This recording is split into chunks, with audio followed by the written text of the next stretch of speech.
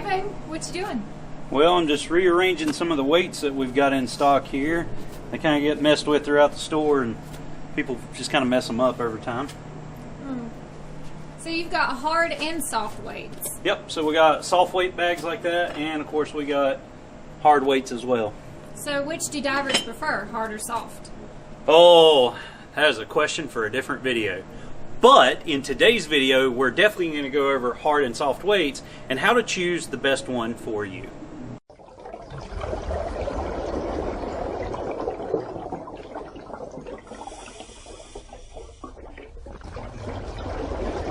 What's up, guys? It's Brian again from Lake Kicker Scuba and Marine. If you are new to our channel, do me a huge favor. Hit this little subscribe button right here and ding that little bell as well. That way you guys are going to be notified every time we upload new content. Now, if you can't tell by the teaser, today we're going to be answering some questions about weights, whether it's soft weights or hard weights, and how to determine which one's going to be best for you. They both have pros and cons. However, at the base level, they're all the same. It's just simply weight that we use when we go underwater. It's how are we going to utilize that weight based off what system that we use. So with that being said, let's jump into today's video and learn a little bit more about dive weights. Hey babe. Yeah. How many different types of weights are there? That is a very good question, and we've really got to look at the denomination of weights just to see how many there are. We start all the way down at, say, a 1 pound weight here, and of course we got 2s, 3s, 4s, 5s, and depending on your manufacturer, you may even have a 6 pound, an 8 pound, and yes, they even make a 10 pound weight. Same thing's going to kind of apply with the hard weights as well. Here we've got 2s, here we got 3s. And one of the cool things about hard weights is if you've got a mold, you can make your own hard weight. So you can really make it in whatever denomination you need. Maybe you want a 1.5 or a 3.5 pound weight. You can actually mold these to fit, and they make molds even for the lace-through weights like this. So to be honest with you, there's kind of an unlimited amount of weight that you can actually choose from. Hey babe. Yeah. What types of weights are there? Well, your two most common type, of course, are going to be soft weights. That's your bag weights. They're either going to have lead shot or steel shot in them. And then, of course, you're going to have some type of hard weights. Now, the hard weights are typically going to be your lace-through style, so it's going to work, say, with a waist strap, or if you're making them permanent, or you can put them, say, even on a weight belt of sort. But you can also get a P weight as well, which basically goes on the spine of, say, a back plate and wing. And like I said earlier, if you make your own weights, maybe you mold your own lead, you can really make the weight in any style you want. They do make certain weights that are, of course, the soft bags where you can pour your own lead as well. So they come with an open Velcro style bag. You can put whatever denomination or whatever weight that you want in it, and then you can really customize it however you want. Another question. Yeah. How do you attach the weights to you? Great question. Let's walk over here to the cabinet and I'll show you really quick several different ways that you can do it. Probably the most common type that's kind of the old school method is simply just a weight belt. It's just a nylon webbing belt here. Works great for lace through weights here, and you can very easily just thread them on. Now, a lot of people will say, well, the weight will slide around and it doesn't really hold in place. You can actually get keepers here that will, thread on as well. It kind of holds in place. Or another easy method is you simply take your weight belt and twist it before you go through the next area, and that's actually going to lock that weight in to where it doesn't slide back and forth. Now, a lot of people don't like that option because it kind of bunches up their weight belt. So another great option is you can get, say, a soft weight belt that's got these pouches in it.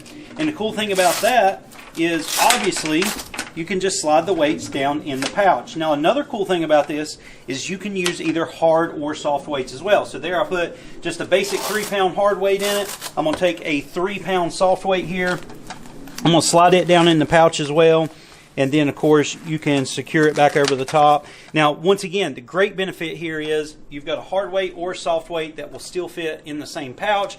About the only downside to a weight belt nowadays, especially if you do a pouch, you can't really distribute that weight exactly where you need it like you could, say, on a standard lace-through belt. that's where we also have different weight pouches that you can use. And I've got several different ones here that we're going to look at. This is just a basic SLS pouch here from Marez. Basically, it slides onto a waist strap of, say, a backplate wing. And it's got a quick release mechanism here. You just pull out if you ever need to ditch your weights. Obviously, you can use hard or soft weights by simply putting them in the pouch. And then you can re-slide it in there. And they do also make some lower profile pouches as well. This one here is from XS Scuba. Once again, it just threads onto a backplate and wing through the little slot here. And then if you need to ditch your weights, all you got to do is pull up on this tab, pull down using that tab, and your weight will simply fall out the bottom. And then of course we've got several different trim pouches as well. This one too is from XS Scuba. This is meant to go on your cam strap on the back of your cylinder. So you just thread your cam strap through there. And the great thing about this one, it's got a Velcro strap. So if your cam straps are a little bit long, you can actually Velcro that down instead of trying to thread it through the excess strap. And we've actually made a video on how these actually work. I'll link that video up top for you as well. And then we've got several other trim pouches. This is just from the Marez line here. These are designed to either thread onto, say, a cam strap of a tank, or you can do it straight to your waist strap as well. And then we've got this little guy here. This is from Highland. Let me show you how this guy actually works. So basically your waist strap is going to go over this area here. You're going to use a hard weight to thread on, and then you're going to crisscross these bungees and pull around itself, and it looks just like this. Now, one of the things about this model is it's not going to be a ditchable weight system, but it's going to be more of a permanent weight. But if you're using it as trim, maybe you're a side mount diver or something like that, and you need to get your trim just right, this is a great little option as well. You can even use this, say, on a cam strap, or maybe a shoulder strap, a waist strap, something like that. So there's a lot of different options of how we actually mount the weight to your system. Okay. Yeah. Another question. Okay. How do we know how much weight we need to use while diving?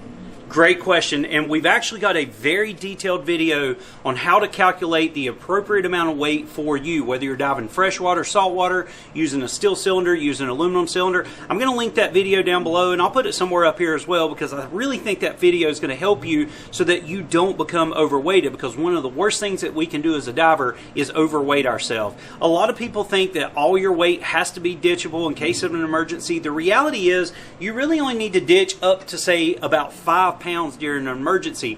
If you're overweighted to the point you have to ditch all your weights to come up, this is going to cause a lot of problems. So I would say ditchable weight, you really don't need any more than about 5, maybe 6 pounds to ditch. The rest of the weight can actually stay on you. And obviously we teach you throughout your courses how to manage your gas so that you don't have to ditch your weight. But if you're in that situation, maybe at the surface, and you need to ditch it, you only need to ditch just enough so that you can stay positively buoyant at the surface. So definitely check out the video on how not to overweight yourself. But now I will tell you, there is kind of a tried and true method that works as well. It's called the breath hold test. At the surface, you're going to take a breath and hold it, deflate your BCD, and you should float at eye level. With no air in your bladder, as you exhale, your body should sink down. That's a good way to test if you got the right amount of weight for your dive. I would suggest doing this, say, at the end of the dive when your tank's nearly empty. That way you can always make sure you're properly weighted, say, for the safety stop, or at the end of the dive, maybe if you're doing a deco or something like that. Okay, babe. Yep. Last question. Okay. I gotta know. All right. Do you prefer them hard or soft? Well, if I really had to pick, I'm going to be honest with you, I prefer it hard over being soft. Primarily because I always dive a balanced rig. I never dive a ditchable weight system. And to be honest with you, as long as you're not overweighted, you can always swim your system up.